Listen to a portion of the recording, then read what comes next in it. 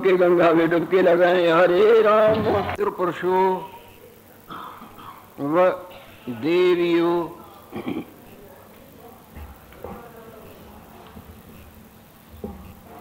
शास्त्रों में आता है, यदिच्छसि परम ज्ञानम ज्ञानांच परमं पदम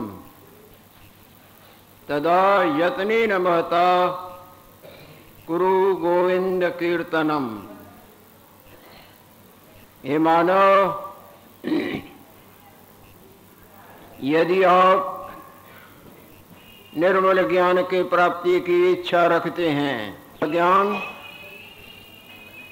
जो सब प्रकार के अज्ञान रूपी अंधकार की निवृत्ति कर देता है। सिनेमा के पर्दे पर सामने शादी का दृश्य हो रहा है, कई ट्यूबलाइटें जग रही हैं, पर वो प्रकाश है या अंधकार है? यदि कहीं प्रकाश है तो बाहर का प्रकाश हो जाए तो दिखेगा ही कुछ नहीं, और यदि प्रकाश है तो सिनेमा घर में अंधकार क्यों?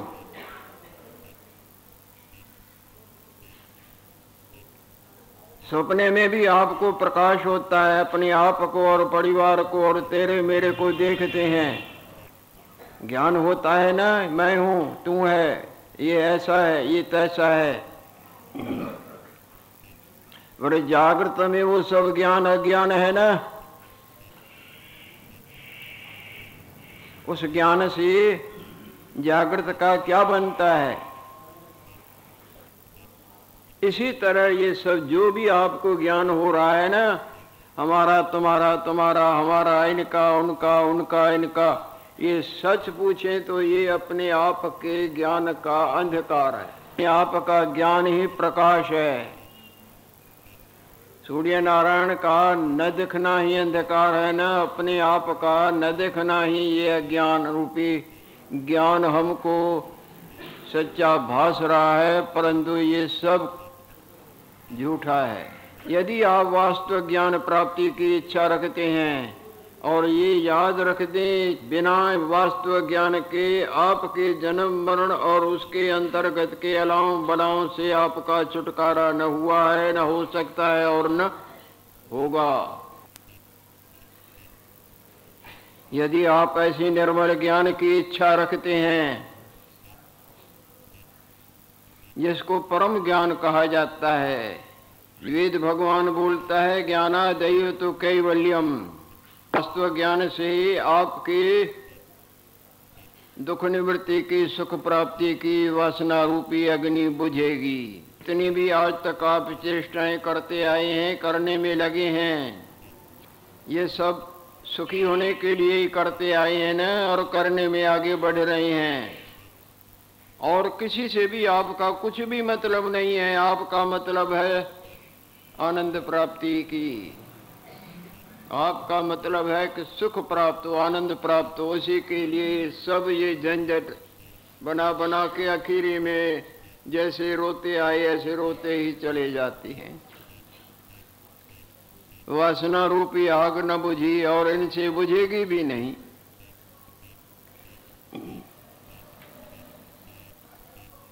सपने के संपदा से कोई जागृत का धनवान थोड़ी हो जाता है। कि आप वास्तव ज्ञान चाहते हैं, जिस वास्तव ज्ञान से अज्ञान रूपी अंधकार मूल से नष्ट हो जाता है, अंधकार चला जाता है, तो प्रकाश करने की लोर पड़ती है या ऑटोमेटिक प्रकाश ही प्रकाश रह जाता है। संत भगवान और सतशास्त्र सावधान करते हैं, मानव, यदि ऐसा निर्मल ज्ञान आप चाहते हैं, निर्वाण पद, निर्दुख पद, अमर पद में आपकी विश्रांति होगी। माया का झंझट ही समाप्त हो जाएगा, न लेना न देना और मगन ही मगन रहना।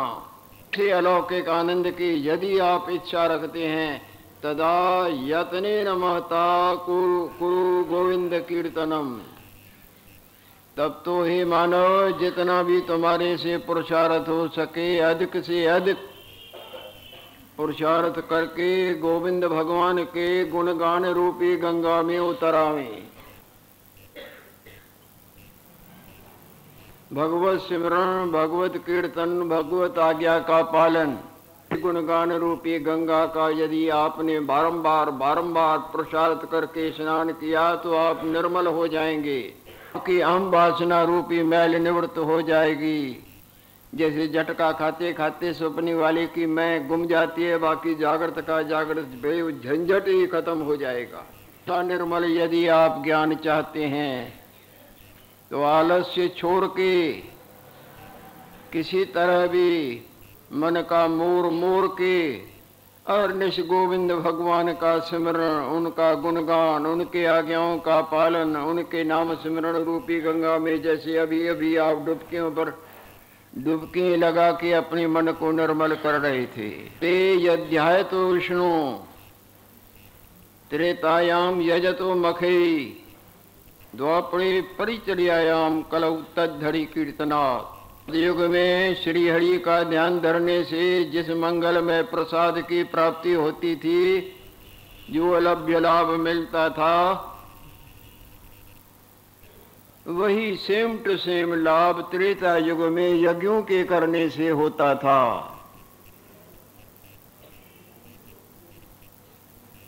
और वही जैसे का तैसा लाभ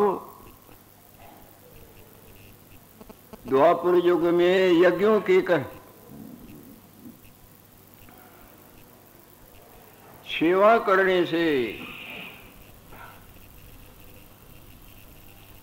भगवत विग्रह की ध्यान करना, सेवा करनी इत्यादि, और दीन दुखियों की सेवा इत्यादि करनी, भगवत स्वरूप समझ के जल जंतुओं, थल जंतुओं, नभ जंतु जो दीन दुखी और कई दुख करके पीड़ित हो उनकी सेवा करनी, और भगवान की भी सेवा करनी, पूजा अर्चना करनी। वैसे का वैसा सेम टू सेम लाभ कलयुग में यदि सब तरफ से मन का मोर मोर के हरि गुणगान में लग जाएं तो वो जो सतयुग में भगवान का ध्यान करने से लाभ मिलता था, वो कलयुग में हरि कीर्तन करने से मिल जाएगा। पर राम जी महाराज हरि कीर्तन के गंगा में ही नहाते थे। उसके कीर्तन से भगवान इतने प्रसन्न होते थे, वो उधर उसको ध्यान ही नहीं, संसार का मानो उसको ध्यान ही नहीं है। हरि भजन, संसार भी तो चलाना होता है। यदि सचमुच में तुम हरि गुणगान में मनसा वाचा कर्मणा दृढ़ता से लग जाएं तो तुम्हारे संसार को भगवान संभाल लेंगे। हम कैसे माने हमारे संसार को, लेने देने को, घर को, पर को। गीता तो आपने पढ़ी है ने, नहीं तो पढ़ के देखना। 9वें अध्याय में महाराज ने अपने पर भार लिया है ना, अनन्याश्चिन्त्य यन्तो माम ये जना पर्युपास्ते तेषां नित्य अभियुक्तानां योगक्षेम वहाम्यहम्। जिनको और कुछ मीठा मेरे सिवाय नहीं लिखता, मेरा भजन चिंतन जप मेरे खुश करने में जीवन खर्च करते हैं, उनके अप्राप्ति की प्राप्ति, प्राप्ति की रक्षा मैं स्वयं करता हूं। ऐसे कई प्रसंग आते हैं। तुकाराम जी महाराज, एकनाथ जी महाराज और नरसिंह भगत और ऐसे कई भक्त हुए जिनके सब कामों को स्वयं भगवान पूरे करते थे। उनको भगवत परायणता ही अच्छी लगती थी, गुणगान में लगे रहते थे, ध्यान चिंतन सिमरण। भगवान उनके घर का भी, पर का भी, और कोई आ जाए इधर उधर की कष्ट की, उनमें भी मुकाबला।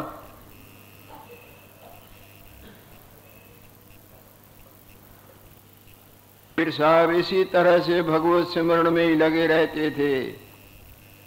प्रेमियों की सेवा, संत महात्मा जो भगवत परायण हैं, जो भगवत भजन में लगे रहते हैं, साहब जी के घर में उनकी मानो भीड़ सी लगी रहती है। वो उनकी सेवा में खूब तत्पर रहते थे।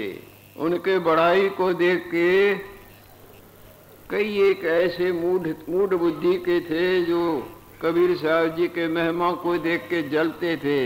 उन्हें दे चुल्लू भर पानी तहने दिए जय गंगा आनी। ऐसे मूर्ख होते हैं, खुद तो नहीं करते परंतु दूसरों की बड़ाई को सुन सुन के वो जलते रहते हैं और उनको नीचा दिखाने में कोई कसर नहीं रखते। ये जुलाहा देखो, वो भी इसकी बड़ाई, वो भी इसकी बड़ाई करता है, ये भी कहता है, वो भी कहता है ये जुलाहा इसने ठग विद्या फैला रखी है। मूढ़ बुद्धि वालों ने उनके नीचा दिखाने के लिए बबंडल रचा, मुठा प्रोपोगंडा कर लिया। अरे कल भगत वो कबीर साहब जी है ना, उनके यहाँ बहुत जोर का भंडारा है। आपस में मता पका के चारों तरफ ये बात दूर दूर तक फैला दी। गरीब लोग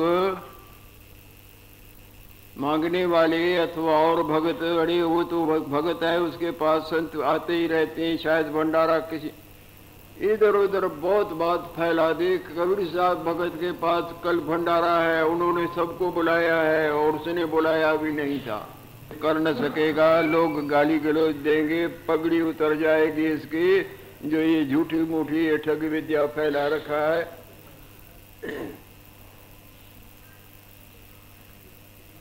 कबीर साहब ने भी सुना, अरे हमने तो भंडारा किया नहीं।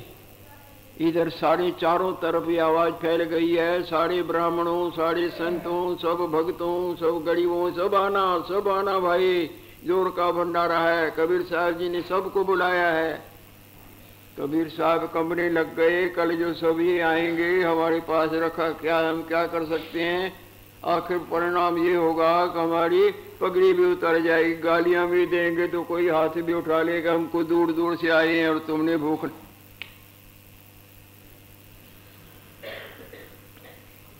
दूसरा दिन होते ही अपने पत्नी से बला लोए, ये हालत हो रही है, मैं तो घर में नहीं रहूंगा, ये तो मेरे पर हाथ भी उठा देंगे, गाली गलौज दे, वो तो मेरे कोई बात नहीं, परंतु मार पिटाई भी कर लेंगे। और ये द्वेषियों ने ऐसे ऐसे कर दिया है। कबीर साहब तो घर छोड़ के भागे, जंगल में जाके छिप के कहीं बूटों के नीचे बैठ गए। इधर भगवान ने देखा, लक्ष्मी मालूम है वो मेरे भक्त के लिए वो उन्होंने बबंडल रचा है।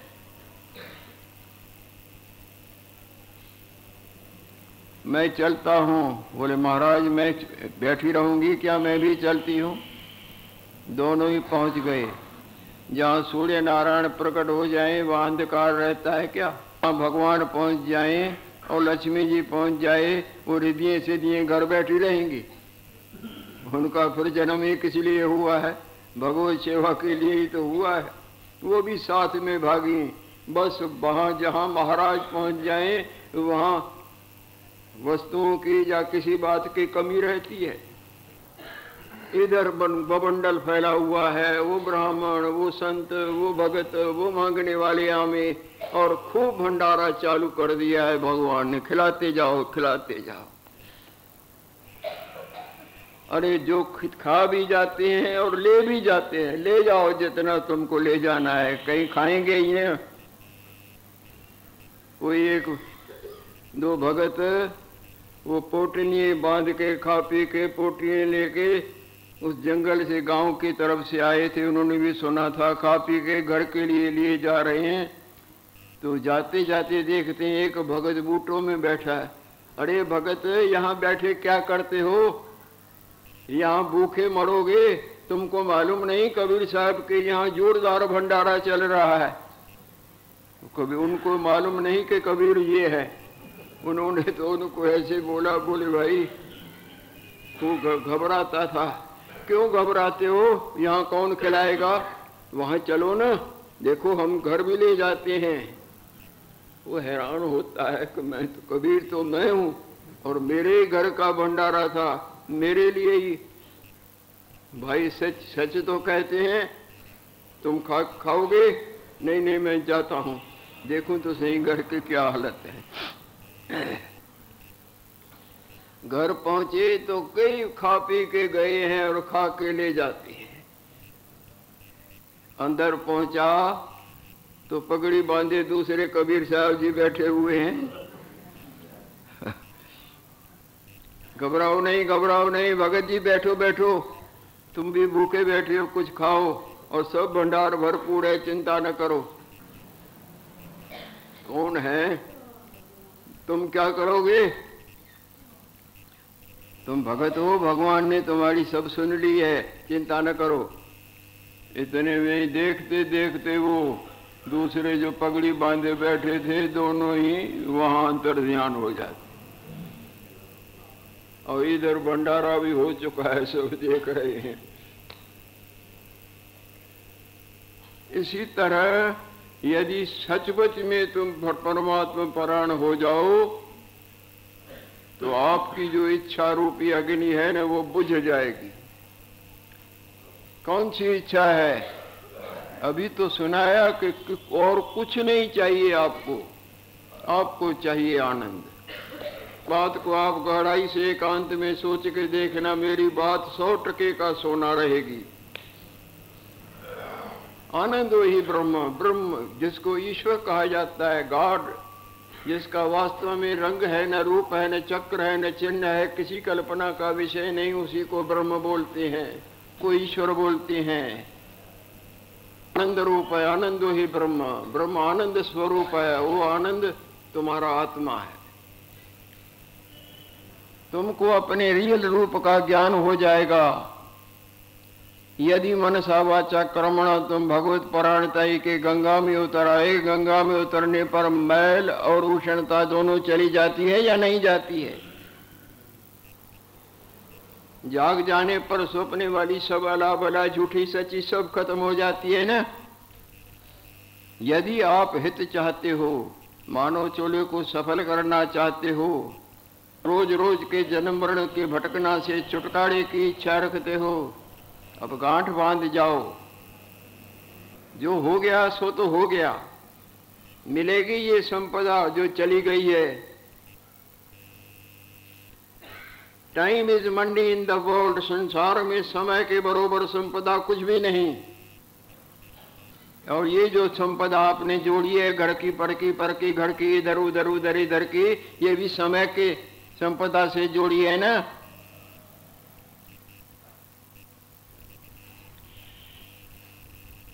समय नहीं तो ये क्या करेगी?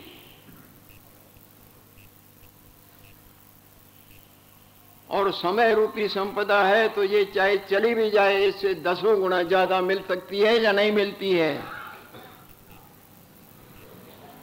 समय सच्ची संपदा है। 60 साल, 70 साल, 50 साल, 80 साल निकल गए, कुछ पले न पड़ा। ये रजी नहीं, ये रजी नहीं, ये रजी नहीं। इसको मल मल के धोया, खूब खूब किया, पहनाया, अच्छा श्रृंगार, तेल मलना, अतर, सब जख मारने का ही मामला रहा ना। अब संसार में आत्म कल्याण करने के लिए आए हैं, अपना कल्याण करने के लिए आए हैं। ये आपका अपना आप दिखता है, ये तो आपके कपड़े हैं, देह रूपी कपड़े। ये वासना रूपी जीव पहनता उतारता उतारता, पहनता मरता, जन्मता जन्मता मरता, भटक भटक के भटकता ही रहता है। इस वासना को अपने आप का भुलेखा हुआ है। जैसे स्वप्न वाली मैं को जागृत का भुलेखा हुआ है, इसी तरह से झूठी मैं को अपने आत्म स्वरूप का भुलेखा हुआ है। इस भुलेखे रूपी दुख से छुटकारा पाना, इसी को ज्ञान कहा जाता है। जब आपको रियल ज्ञान होगा, वास्तव ज्ञान होगा, तो एक ज्ञान ऐसे नष्ट हो जाएगा जैसे जागृत का ज्ञान होता है तो स्वप्न वाले रूप के चले जाने से कोई दुख होता है? प्रकाश होने पर अंधकार नजर नहीं आता है। इसी तरह विद्या कहो, ज्ञान कहो, उसका प्रकाश जब आपके हृदय में होगा, सो कैसे होगा? हरि गुण गान के गंगा में उतरने से, गंगा में उतरने पर गर्मी और मैल चली जाती है। भगवत गुणगान करने, भगवत शरणागति, शरण शरण केवल मुख से बोलने से सौदा नहीं पटेगा।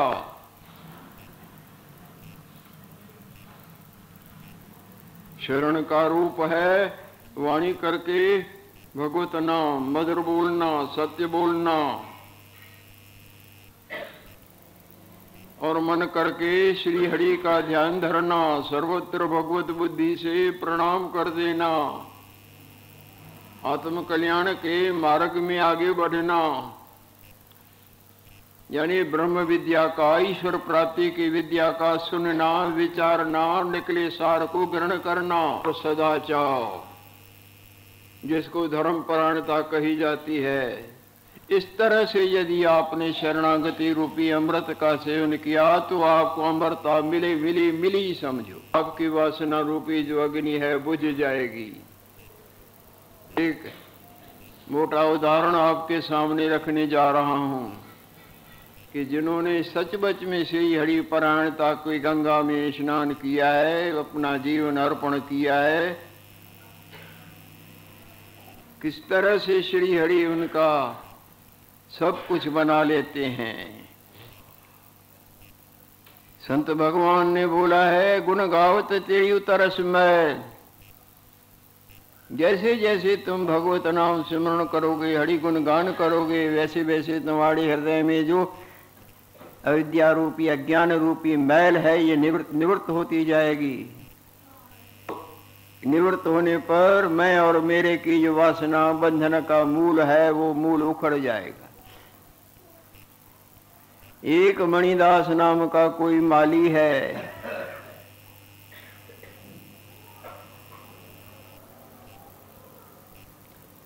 जगदीशपुरी में उसका घर है। वो बगीचों से फूल लाता है, मालाएं बनाता है, पोटलियां बांधता है।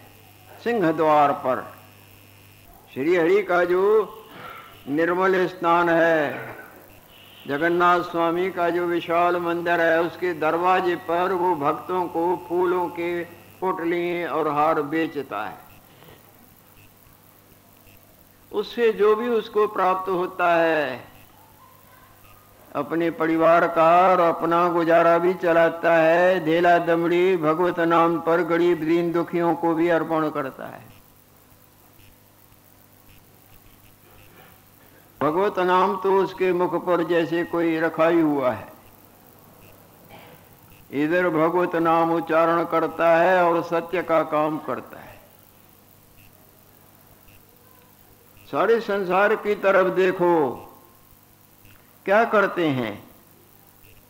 कुछ भी कमाते हैं, कुछ भी का एक द्वार से डालते हैं, दूसरे से मल करके निकालते हैं। किसी ने क्या खाया, किसी ने क्या खाया। और ज्यादा यदि रसकसों में जाएगा तो लोग भी अपना डेरा लगाने में चूकते नहीं। कितना भी कोई जोड़ता है, ले तो वो ही जाएगा ना, क्या कोई ले जाता है? सब छोड़ छोड़ के जाते हैं, घर भी, बंधु बांधव भी, धन भी। आखिरी जिस अनात्म रूप को, जिस देह के मोह में कई अनर्थ किया, उसको भी यहाँ राख में पहुंचा जाता है। रूपी जीव फिर भटकता है। ये तो वो है ना जो रूखा सूखा जीवी का निर्वाह और भगवत नाम सिमरण रूपी धन के संग्रह करने में सावधान है। धन के भरले भंडार, ये धन यहां भी शांति और आगे भी साथ देता है। चर्चा ऐसे चलता रहा। आप जानते हैं वो दिन था ना जब हम और तुम कुछ भी नहीं नजर आता था। इसको मृत्यु लोक बोलते हैं ना। देखते देखते कहां से आ जाते हैं, देखते देखते जहां से आते हैं उसमें सब गुम होते जाते हैं। धीरे धीरे करके उसके कुंभे वाले जवाब देने लग गए। माता थोड़े दिनों के बाद पत्नी, लड़का, लड़की धीरे धीरे जुड़ा था, धीरे धीरे अब सब अलग अलग अपना रास्ता काटते जाते हैं। घर खाली हो गया, सब चले गए, हिड़स तो लगी, परंतु कर कोई क्या सकता है, अकेला रह जाता है। हृदय में ठेस तो लगी, पर वो अब कर क्या सकता है।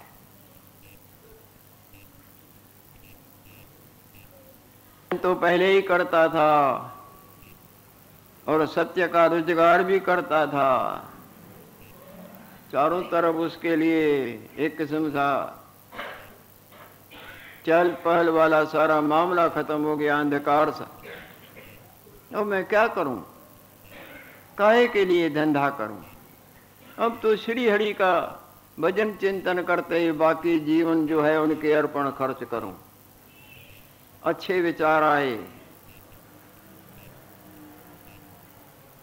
उसने खड़ताल उठाए और जगदीश भगवान के दरबार में पहुंचता है। श्री हरि को देख के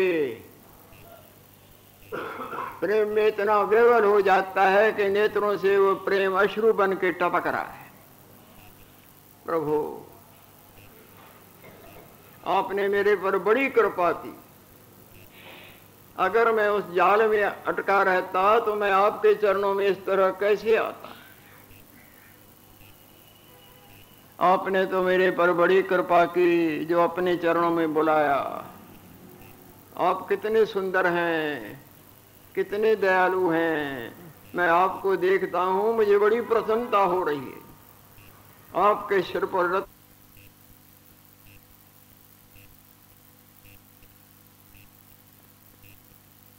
मुकुट है, जिसमें भक्तराज अंगद सिंह का हीरा भी दम के मार रहा है।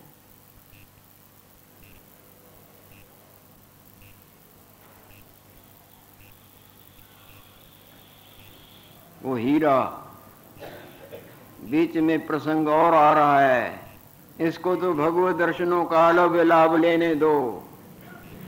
अंगद सिंह नाम का एक भक्त हुआ है जो किसी राजा का भाई था और बड़ा बलवान था। राजा ने उसको अपनी सेना का सेनापति मुकर्रर किया था। वो सेना को लेके किसी दूसरे राजा पर चढ़ाई करते जा रहा है। खूब घमासान युद्ध होती है और दूसरा राजा परास्त हो जाता है। अंगद सिंह की जीत होती है। दूसरे राजा के मुकुट में एक अमूलक हीरा जड़ा हुआ पड़ा था। हीरे को उतारा, जय भी हुई और हीरा भी मिला। मैं तो जी जान से लड़ा हूं, ये हीरा तो अमूलक है, ये हीरा मैं भाई को नहीं दूंगा। ये हीरा तो श्री जगन्नाथ स्वामी के मुकुट में शोभा पाने के योग्य है, ये तो मैं भगवान जगदीश को ही अर्पण करूंगा। ऐसा संकल्प किया। जीत के अपनी जगह पर आते हैं। उसके भाई को जीतने से प्रसन्नता होती है, पर कईयों ने जाके बोला कि तुम्हारा भाई अंगद सिंह हीरा ले आया है अमूलक।